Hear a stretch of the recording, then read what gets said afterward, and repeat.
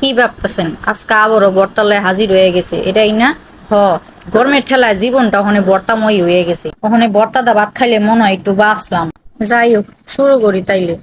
শাশুড়ি কইছিল পুঁটি মাছটির বাইজা তারপরে তরকারি রানবার লেগা। বাজার সময় হুট করে মনে পড়লো কয়টা পুঁটি মাছ রাইখা দিই, ভর্তা বানামুনি। যেই ভাবনা সেই কাম, এই যে সব রাইখা দিছি, লগে কয়টা শুকনা মরিচও বাইজা লইছি।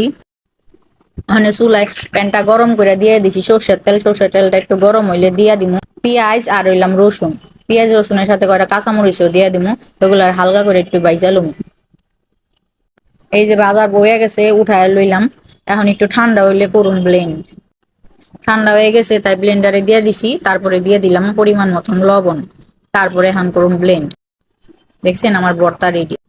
আমার মতন এইরকম সুযোগে যদি কখনো পুঁটি মাছ পান তাহলে অবশ্যই ভর্তাটা একবার ট্রাই করে দেখবেন, খাইতে অসাধারণ।